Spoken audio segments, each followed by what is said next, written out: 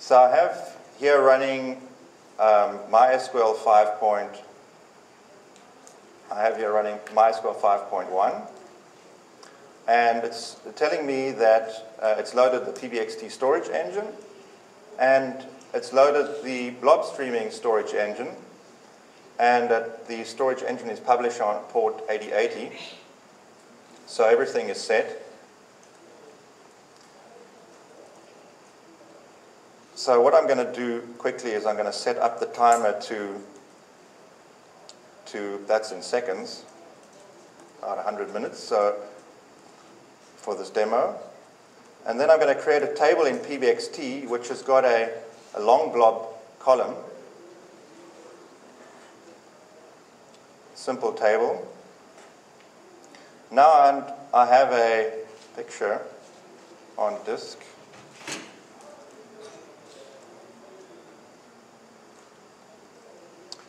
This picture, which I'm going to upload. And I'm just, for this demonstration, I'm going to use curl to put that picture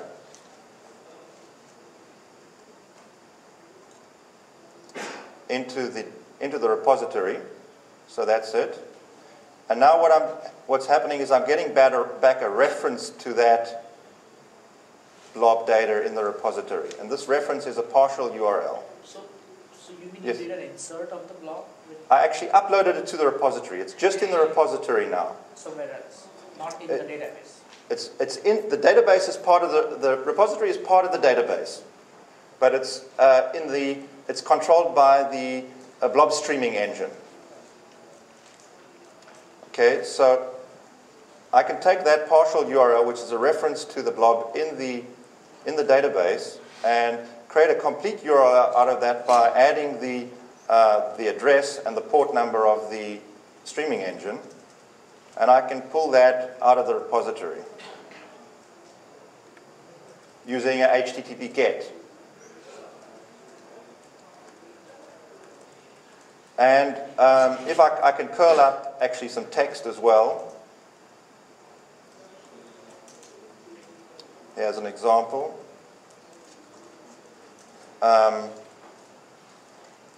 That also returns a reference, so that was a tiny little blob because it's just that short text. And it's no good retrieving that over my browser, it won't know what to do with it. I can curl it down, and with the reference and get obviously what I put into the repository, I get out. So now we're going to go over to the MySQL client and have a look at the system tables. And first of all, the MyBS repository table, which contains one row for each blob.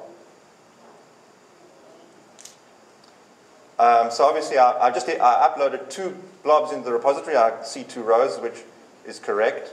Here you can see the repository is telling me exactly where this blob is in the repository.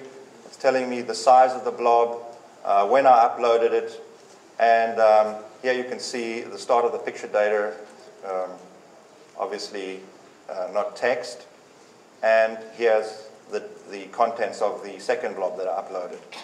And there's some other information in the repository, like the content type. If you upload it correctly with the content type, it will be stored there. And that's important for other, obviously, for identifying the types of your data. And then to have a look at the references on that, there are 2 temporary references on those blobs because they haven't been inserted into any table yet. That comes next. I'll show you that in a minute.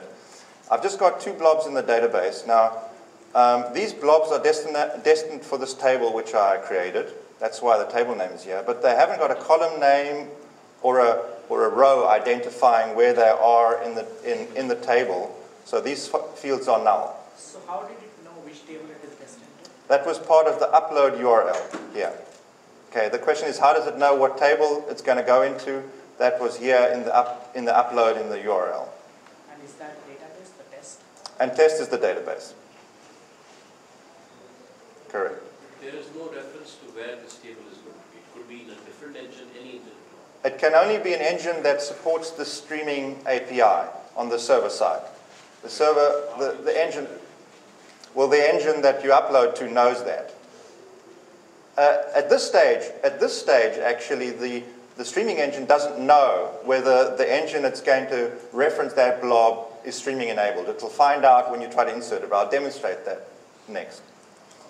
Okay, so I've got two references, and this is a temporary reference because it has a removed in value here, and that's a value in seconds. And that's what I want to show you. This value is counting down, I think. Yeah. I can demonstrate that a bit more clearly. If I set now the temporary blob timeout to 30 seconds, we've been more than 30 seconds. So what's going to happen is I shouldn't see anything now. So the blobs have been removed from the repository. So we can look at that again quickly. I'll upload this bit of text as a blob. And looking at the references, I have this one, and it's removed in 23 seconds, and as you can see, it's counting down the seconds. The blob is in the repository until it times out. So you're constantly updating this table? That is a virtual table which is built when the select is done. So it's not constantly being updated. It's a virtual table. It doesn't actually exist physically. It's getting the information dynamically out of the repository. And now it's gone. So, and you're scanning this table for how do you delete? How does it know when to delete this? Because of the temporary reference has a timer on it. And it knows when the blob was created. So there is a thread. You can come to me afterwards if that's maybe a little bit too technical. If I now try to retrieve that blob, I get a 404 not found error from the blob repository.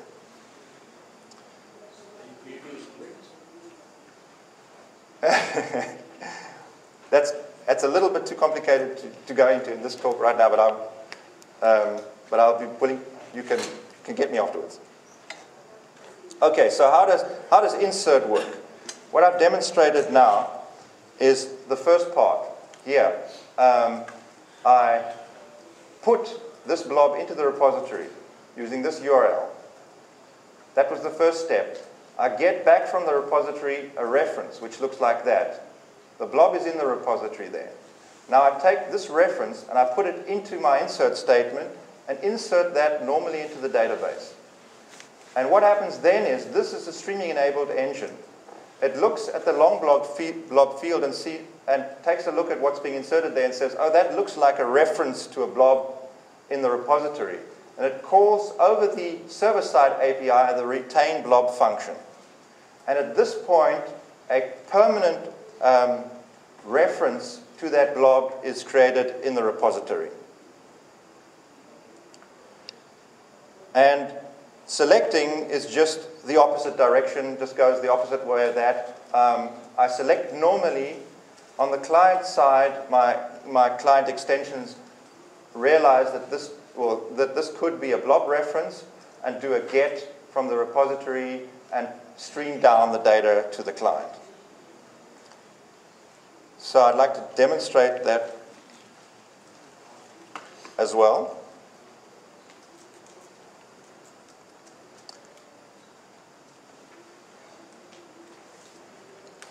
So first of all, I'll put up the timeout so it doesn't disappear while I'm busy.